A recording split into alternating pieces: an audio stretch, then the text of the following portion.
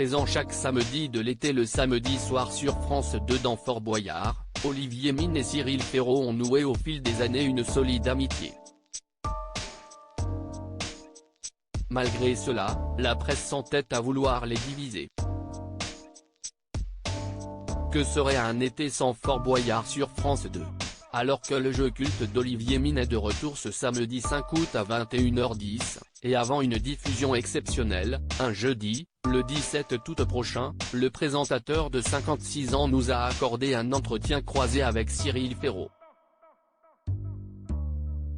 Dans cette interview à retrouver en kiosque dès lundi dans le numéro 1954 de Télé Loisirs, les deux animateurs du service public sont notamment revenus sur une rumeur persistante les concernant. Car au fil des saisons et des prises de parole de Willy Rovelli ou de Cyril Ferraud dans la presse, une question revient de manière récurrente: vont-ils un jour remplacer Olivier Mine, à la tête de Fort Boyard depuis 2003 ? Une demande qui, à la longue, agace prodigieusement les deux intéressés, comme il nous le explique.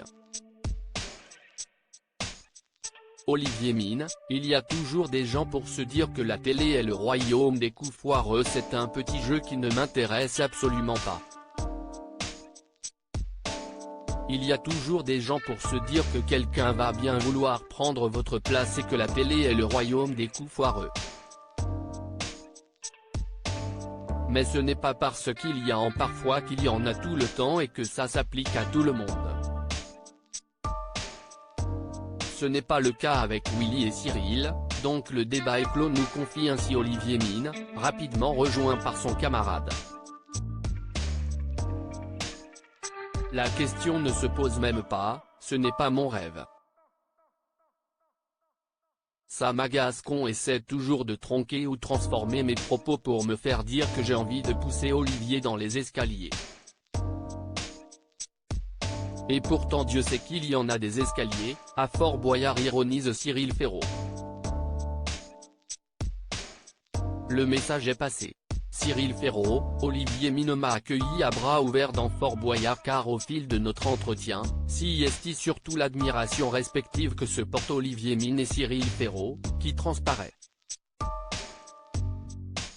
Personne d'autre dans ce milieu n'aurait accepté que je rejoigne son programme en tant que personnage en 2020. Mais lui, il m'a accueilli à bras ouverts car il sait tout l'amour que je porte à Fort Boyard. C'est une récréation, témoigne, ému, l'animateur de Slam et de 100% Logique.